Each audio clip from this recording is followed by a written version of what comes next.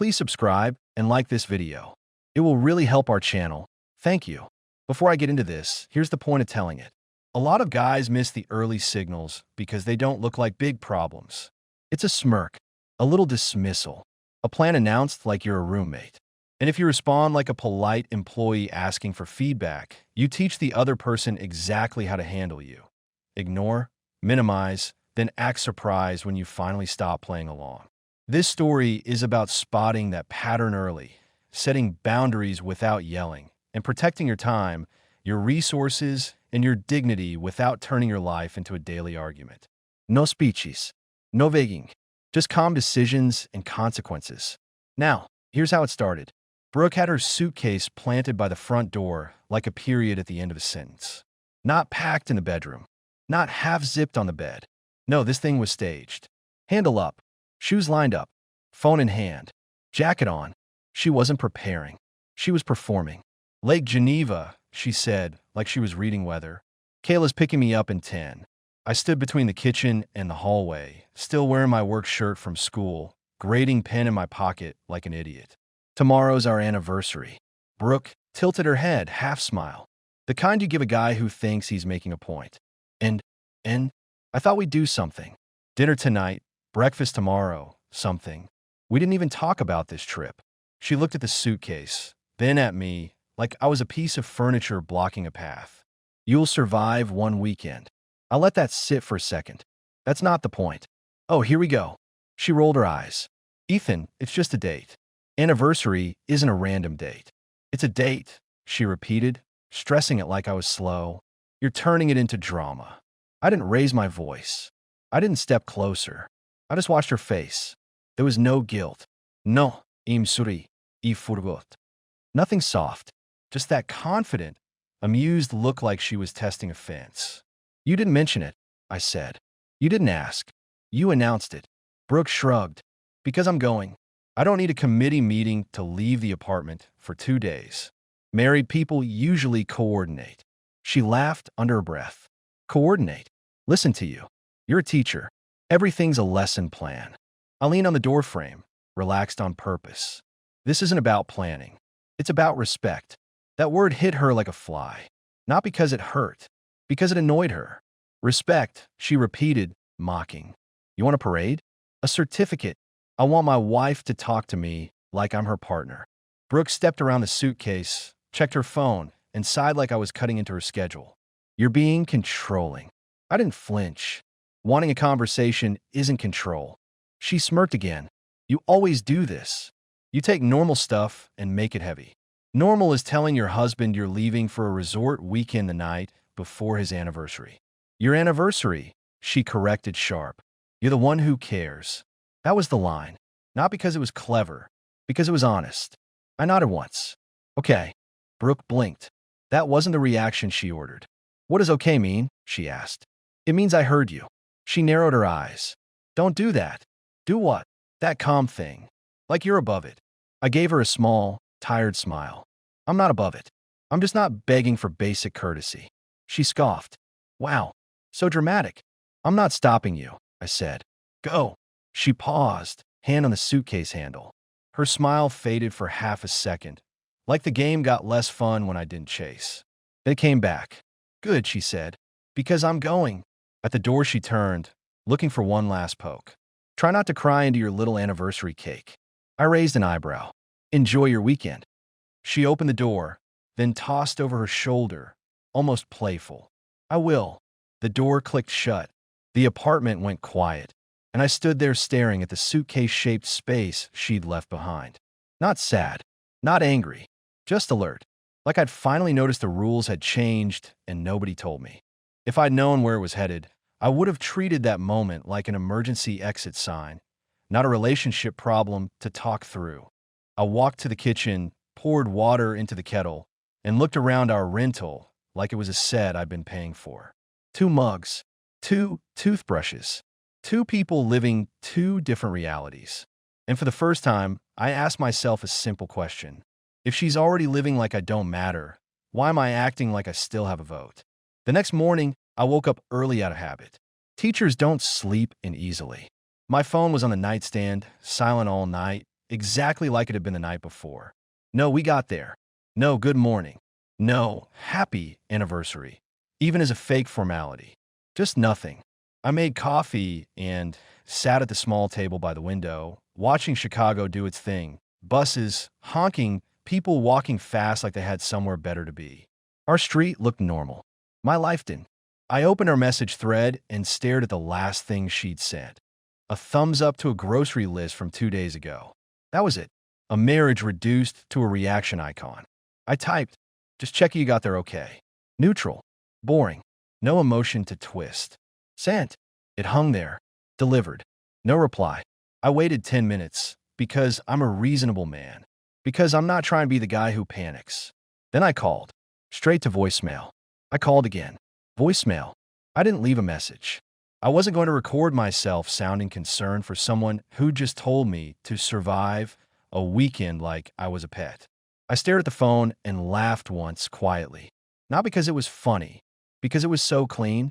This wasn't forgetfulness. This was technique. Silence as a leash. Let him wonder. Let him fill the space. Let him apologize for having expectations. I'd seen versions of it with students, honestly. A kid acts out, gets consequences, goes quiet, waits for the adult to soften. Adults hate tension. Adults rush to fix. That's the whole trick. I wasn't going to fix it for her. So I made a decision before she made another move. I opened my laptop and logged into our shared bank account. Not in a dramatic way. In a let's not be stupid way. I transferred my paycheck deposit to my personal account. I left enough in the joint account for rent and utilities for the month. Not a penny more. Not to punish. To stop funding a situation where I'm treated like an inconvenience. Then I texted her again. Short. Clean. Move my direct deposit to my account. Joint will still cover rent/utilities this month. We'll talk when you're ready to communicate like an adult. I didn't add a question mark. I didn't ask permission. That was my first boundary. Money doesn't follow disrespect. Still nothing. At around noon, my phone buzzed. Brooke's name popped up. For half a second, I thought she was calling. Nope. It was a message. Are you serious? I stared at it, unimpressed. She didn't ask if I was okay. Didn't acknowledge the anniversary. She went straight for what she could feel, control slipping. I typed yes. She replied immediately. You're being petty. I leaned back in my chair, coffee cooling beside me. Petty is ignoring your husband on your anniversary. Her bubble popped up, then disappeared, then popped again. Finally, I'm busy. Stop making it a thing. I answered, you made it a thing when you packed a suitcase instead of having a conversation. She sent, Kayla's looking at me like I'm insane because you're texting paragraphs. That made me snort. 2 sentences, and she called it paragraphs. Anything to frame me as too much. I wrote, enjoy your trip. I'll enjoy the quiet. No reply after that. And that was the second trick. When they can't control you with silence, they try to shame you for speaking at all. That evening, after I finished grading and the apartment felt like a waiting room, my phone rang.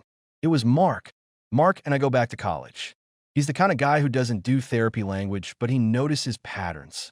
Works in construction management. Hands always rough. Voice always like he's chewing gravel. You alive? He asked. Apparently. What's that mean? It means I'm not having a great day. He didn't ask for details. Mark's not a tell me your feelings guy. He goes straight to logistics. Come over, he said. Backyard grill by the lake. So people from my block. Noise. Food. You need noise. I shouldn't. Don't do the loyal husband thing, he cut in. If she's out living her best life, you're not required to sit in your apartment staring at your phone. I stare at my silent screen. Fair. 7. Mark said. Bring nothing. Just show up. I took my jacket off the hook. As I stepped out, my phone buzzed again. A message from Brooke. Don't touch my stuff while I'm gone. I stopped in the hallway, thumb hovering. I replied, your stuff is safe. My boundaries aren't. I put the phone in my pocket and walked out like my evening mattered too. Mark's place was one of those older homes near the water, nothing fancy, but warm. Backyard strung with lights, grill going, people laughing like they had normal problems. Mark met me at the gate, spatula in hand. Look at you, he said. Not dead. Give it time. He smirked. There's the spirit. He introduced me around. A couple neighbors. One guy named Luis who talked fast and teased everyone. A woman named Jenna who I'd seen before at Mark's gatherings, mid-30s, confident, the kind of person who says whatever pops in her head without checking if it's a grenade. We ate. We talked about my students, about Mark's never-ending home projects, about Chicago traffic like it was a personal enemy. For a moment, my brain stopped scanning for Brooke's name on my screen. Then Jenna said it. Not malicious. Casual, like she was commenting on the weather. "Oh," she said, reaching for chips. "I thought you guys weren't together anymore." I looked at her. "What?" Jenna blinked. "Brooke. I saw her stories. She's up in Lake Geneva with, I don't know, some guy." Mark's head snapped toward her. "Jenna." "What?" she said, defensive. "I'm not trying to start anything. I just assumed." I kept my voice even. "Show me." Jenna hesitated. "Ethan, show me." I repeated, calm. Not angry, just done with vague. She pulled out her phone, tapped, and turned the screen toward me. There it was. Brooke at a resort bar, cocktail in hand, smiling wide like she'd been freed from a responsibility. A man stood close, too close to be random stranger at the counter. His hand sat on her waist like it belonged there. Brooke leaned into the frame, eyes half-lidded, playful. The caption was worse than the photo. "Found some company. Location tag. Lake Geneva. Public. On our anniversary. Not hidden. Not private. Not even careful. Just displayed like a billboard." I stared at the screen longer than I needed to. Not because I was shocked, because I was cataloging it. Like a teacher watching a student cross a line and realizing the next step isn't another warning. Jenna's voice got smaller. "I'm sorry. I didn't know you didn't know." Mark took a step closer, low. "Ethan, you okay?" I handed Jenna her phone back gently. "Yeah." Luis, who had been joking 10 seconds ago, went quiet.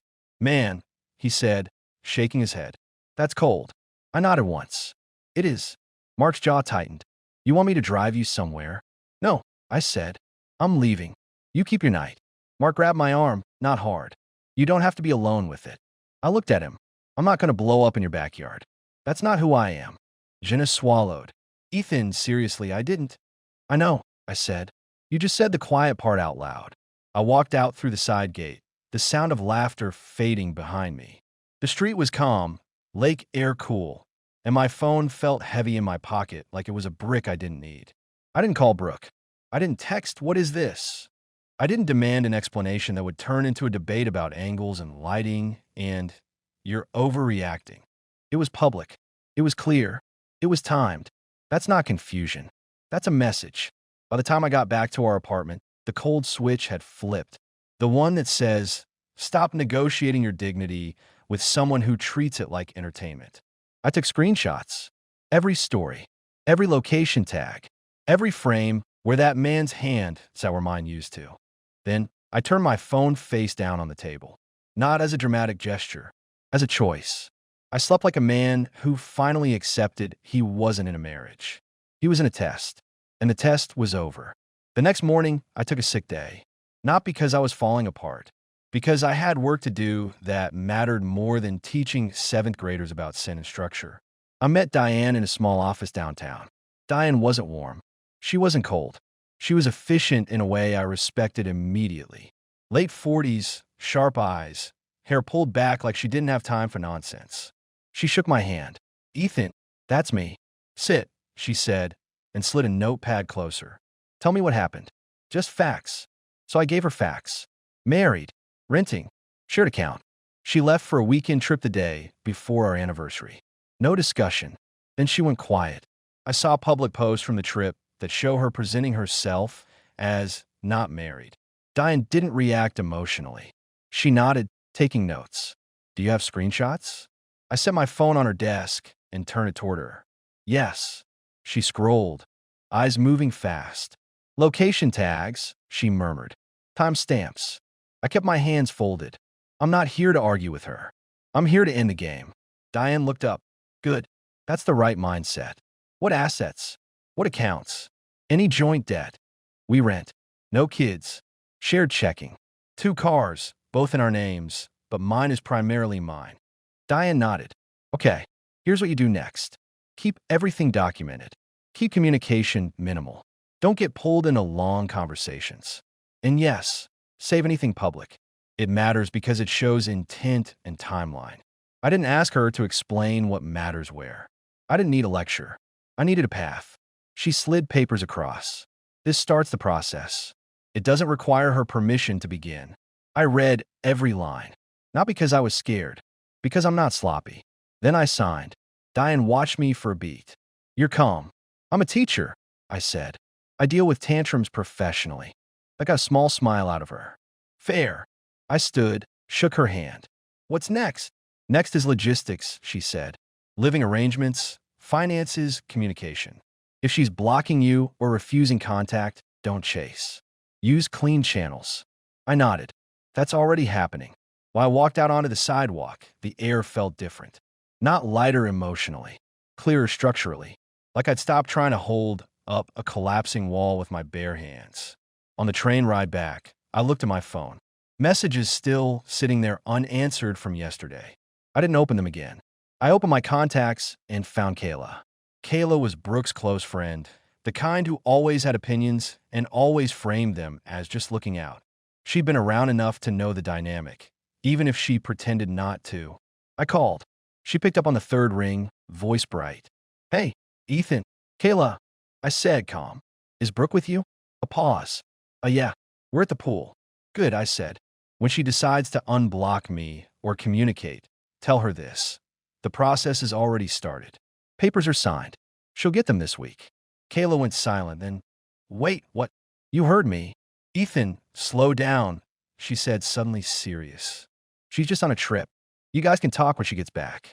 I already waited, I said. This isn't sudden. It's overdue. Kayla's voice went tight. You can't do this over a misunderstanding. It's not a misunderstanding, I replied. It's a pattern with a timestamp. Okay, but she sounded like she was standing up, walking somewhere quieter. Brooke's going to freak out. Not my problem, I said. Pass the message. Ethan. I cut her off, still polite. Kayla, I'm not negotiating. I'm informing. Then I ended the call. I didn't feel powerful. I felt aligned. Back at school later that afternoon, I went to my classroom to grab materials I'd need for the week. The building was mostly empty, just a few teachers in the hall. Mr. Allen, the history teacher, saw me at my door. Older guy, dry humor, live alone by choice, and talked about it like it was a hobby. You look like you're grading life, he said. I smirked. Something like that. He leaned on the wall. Want advice you didn't ask for? Always. He nodded toward my phone. Don't let anyone turn your home into a courtroom. Keep it simple. Keep it quiet. And keep your keys. I chuckled once. Noted. That was my second initiative, and it happened on Azure right there at work. I emailed our landlord requesting information about removing one tenant from the lease at renewal and asking about early exit options. Not a threat. Not a drama. A logistical move. I wasn't going to wait for Brooke to come back and start rearranging reality in my living room. I hit send, and my heart rate stayed normal. When I got home that night, my phone was still quiet. Brooke hadn't called. Kayla hadn't texted. Nothing. Then, at 9:43 p.m., my phone lit up like a slot machine. Brooke. First call missed. Second call missed. Third call missed. Then messages started stacking. What is this? Answer your phone. Are you serious right now? Stop acting like a child. Pick up. Now. I set the phone down on the counter, put water on for tea, and watched the kettle like it was the most interesting thing in the world. Because for once, I was the one not rushing to soothe the tension she created. The phone buzzed again. And again. I let it. Not to punish. To reset the power dynamic she'd been enjoying for months. Finally, when the tea was steeping and I'd taken a slow sip, I picked up. Hello, I said. Brooke's voice hit my ears sharp and breathless. What the hell is wrong with you? I leaned against the counter. I'm Phoenix. No, you're not fine, she snapped. Kayla tells me you started a process. What process? The one you earned, I said. Papers are signed. You'll get them this week. Ethan, she said like she was talking to a stubborn student. This is a joke, right? It's not a joke. Her tone flipped fast. Okay, wow. So you're really doing this because of a story? It wasn't a story, I replied. It was a public statement. Oh my God, she groaned.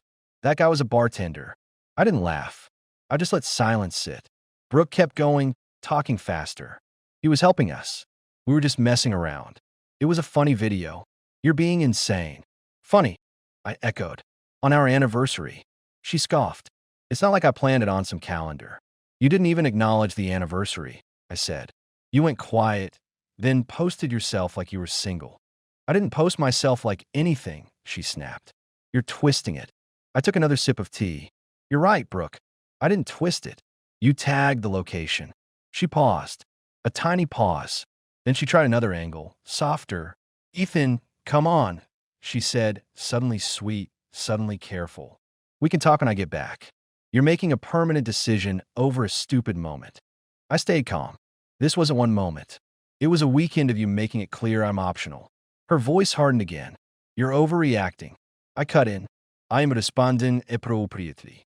There's a difference. She made a small laugh, but didn't sound real. So what? You're just going to throw away our marriage because you got your feelings hurt? I didn't take the bait. I'm ending a situation where respect is treated like a favor. Another pause. Then she slipped. Not loudly. Not dramatically. Just one sentence that told me everything. I didn't think you'd see it, she muttered. I went still. What? Brooke tried to backpedal instantly. I mean, I didn't think you'd be watching my stories like some. You didn't think I'd see it, I repeated slower. She snapped, defensive. Because you're usually a home being. I didn't think you'd be out with people who follow me. There it was. The plan wasn't don't do it. The plan was do it where he won't know. Keep him in the apartment. Keep him guessing. Keep him polite. I nodded to myself. Got it. Brooke's tone went sharp. Don't got it me. You're not walking out on me because I went on a trip. I'm not walking out because you went on a trip, I said. I'm walking out because you treated me like an obstacle, then used silence like a tool, then made your little performance public. You're being dramatic, she insisted. I'm being final, I replied. She tried another pivot, and this one was almost comical in how sudden it was. Okay, she said, voice soft again. Look, I'm sorry, all right? I'm sorry I said you'll survive. That was rude. I'm just stressed. I miss you. That was the first illusion of change. A quick apology, a little warmth, tossed in like a coin to see if the machine would start working again. I didn't bite. Thanks for saying it, I told her. It doesn't change what's happening. Her breath caught. So, you're not even going to talk about it? We are talking, I said. You're just not getting the outcome you want. Brooke's voice rose. This is insane. You're ruining everything. I stayed steady. You didn't seem worried about everything at the resort bar. Silence. Then she hissed, you're so smug. I smiled to myself. No, I'm just not available for games anymore. She fired one last shot. When I get back, you better not have touched my stuff. I answered calmly. When you get back, you might not have access to this apartment the way you think. What does that mean? She demanded. It means I'm making arrangements, I said. Good night, Brooke. And I ended the call. My phone buzzed again immediately. I didn't answer. That night I slept. Real sleep. Not the anxious half-sleep of a man waiting for someone else to decide his mood. The next day, she texted like she'd changed costumes. Can we reset? I love you. Please don't do this. Let's go to dinner when I'm back. I'll make it up to you. Then, a few hours later, a picture. Her hand holding a coffee cup. Caption, thinking of you. It was almost impressive. If this were theater, she deserved applause. But I wasn't the audience anymore. I replied once. You can save a performance. Logistics only from here. She responded instantly, wow, you're cold. I stared at that word. Cold. From the woman who vanished on purpose, then posted herself like she was unattached, then admitted she didn't think I'd see it.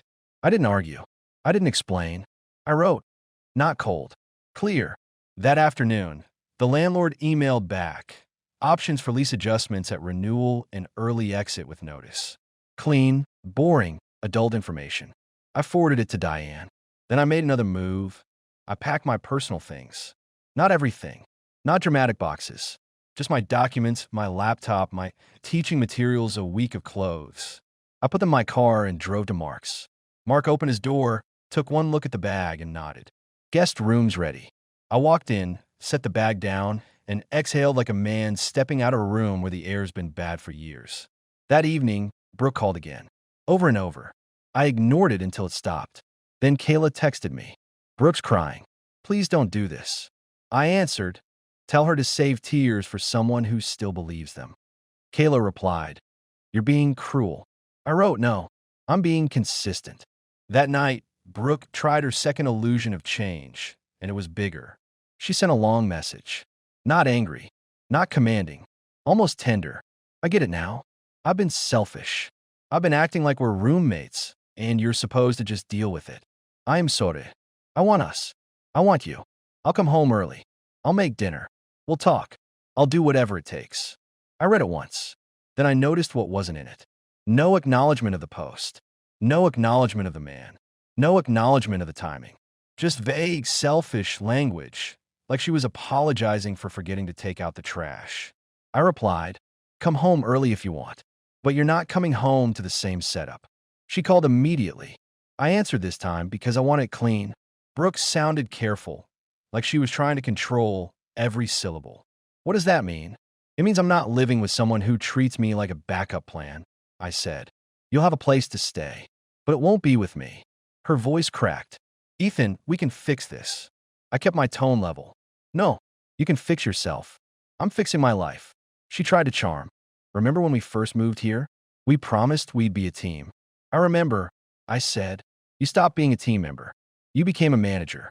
She got quiet, then sharp. So that's it? You're leaving because I went on a girls' trip and you got jealous? I cut in. Stop rewriting it.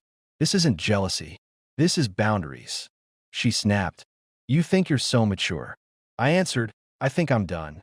There was a long pause. Then she said, low and furious, so you're going to humiliate me.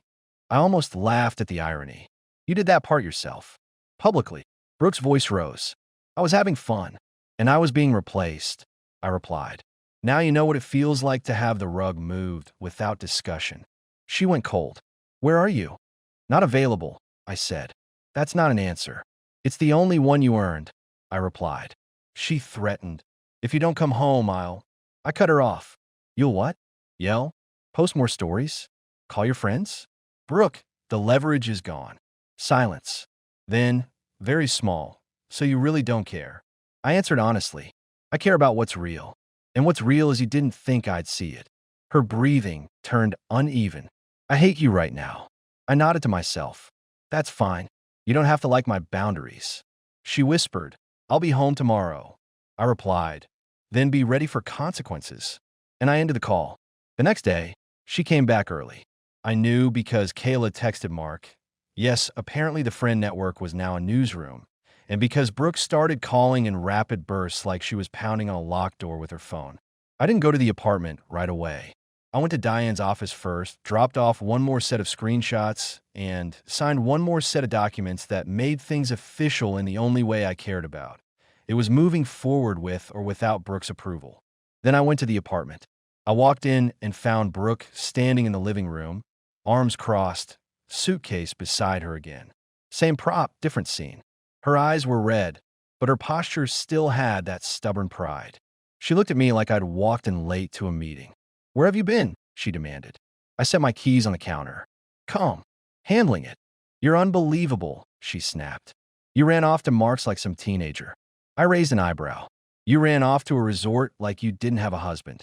So maybe we're both trying new things. She flinched at that, then immediately tried to regain ground. You're doing this to punish me. I kept my voice even. I'm doing this to protect myself. She stepped closer. You can't just decide our marriage is over without talking. I tried talking, I reminded her. You laughed. Brooke pointed at the table. Is this because of that stupid story? Because I told you it was a joke. I nodded slowly. You told me it was a joke. Then you told me you didn't think I'd see it. Those two statements don't live in the same universe. Her mouth opened, then closed. She tried another route, soft, shaky. Ethan, please. I didn't mean to hurt you. I didn't soften. You meant to test me. No, she said too fast. I didn't. I looked at her, steady. Brooke, you put a suitcase at the door and smirked while you told me our anniversary was just a date. You went silent on purpose. Then you posted yourself like you were unattached. You didn't think I'd see it. That's not an accident. That's a strategy. Her eyes flashed. So you think you're some psychologist now? I'm a teacher, I replied. I recognize patterns. She scoffed, then tried to grab my hand. Okay, fine. I messed up, but we can still fix it. Let's just start over. I gently pull my hand back. Not dramatic, just firm. That's the thing, I said. There is no start over with the same rules.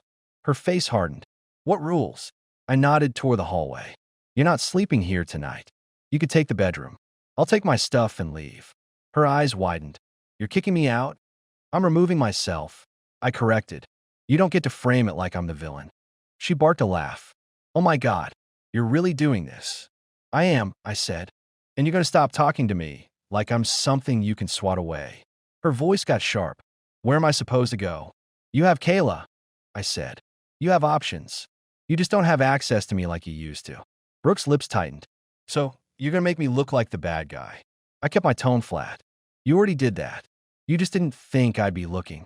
That sentence hit her harder than any yelling would have. Because it wasn't an insult. It was a receipt. She stared at me, then glanced around the apartment like she was seeing it as a resource for the first time, not a home. You're serious, she said quietly. I nodded. Dead serious. Her voice turned small again. Ethan, I am sorry. I didn't argue with it. I just finished it. Sorry doesn't rebuild respect, I said. It just shows you notice consequences. Brooke looked like she wanted to scream. She swallowed it and tried one last move. If you leave, you'll regret it. I picked up my bag. Already packed, already ready because I don't do impulsive. No, I said. If I stay, I'll regret it. She took a step toward me. So that's it? You're just done. I looked her in the eyes, calm, almost bored. You wanted to live like you were free. Congratulations. You are. Her face tightened, anger and panic wrestling. You're acting like you're some hero. I opened the door. I'm not a hero. I'm a man who doesn't negotiate his dignity. Then I walked out, not to make a point, to end the conversation. Months later, my life looks better because it had to. I moved into a smaller place on the north side, still Chicago, still city noise, but it's mine in the ways that matter. My mornings are quiet. My money goes where I decide. My schedule is clean. At school, I got promoted to lead teacher for my grade team, which mostly means more responsibility and fewer excuses. Mark jokes that I finally act like a man who owns his time. I bought a used car that runs like a clock and doesn't smell like someone else's perfume. Small victories add up. And yeah, I started seeing someone, nothing rushed, nothing dramatic. Her name's Rachel. She's straightforward, she listens, and when she makes plans, she talks like there's a we in the sentence. That's not magic. That's basic respect. I forgot what that felt like. Brooke? I hear things. Not from her. She tried a few more rounds of messages, swings between sweet and furious, but I kept it short and logistical until it stopped. From the outside, it looks like she lost her stable base and had to figure out who she is without an audience and without a safety net. That seems to be harder work than posting stories. And the funny part? Lake Geneva was just a weekend. But the way she treated me on the way out the door, that was the real trip. Here's what I learned, and what I'd tell any guy sitting across from me with a cold coffee and a hot problem. First, dismissiveness is data. When someone smirks while they minimize something that matters to you, they're not being honest. They're checking if you'll accept disrespect as the new normal. The moment Brooke said, "You'll survive," and it's just a date, the issue wasn't the trip. The issue was that she treated partnership like a joke and expected me to keep paying full price for half a relationship. Second, silence is not always peace. Sometimes it's a tool. When she went quiet on purpose and let my messages hang, the goal wasn't space. The goal was to make me chase, doubt myself, and apologize for expecting basic communication. The mistake would have been filling that vacuum with pleading texts and late-night calls. Instead, I changed the rules. I protected my money, my time, and my access. Quiet doesn't win against a man who can live without chasing. Third, don't argue with public facts. The moment I saw what she posted, it stopped being a debate. I didn't beg for explanations. I didn't get pulled into word games. I took screenshots, I got professional guidance, and I acted. The biggest mistake would have been one more talk, hoping she'd suddenly respect me because I asked nicely. Respect and boundaries beat comfort. Every time. And if someone only becomes sweet when you pull your resources and attention back, That's not change. That's a strategy reacting to consequences. Keep your head clear, keep your moves adult, and don't stay in a system designed to push you out. Please subscribe and like this video. It will really help our channel. Thank you.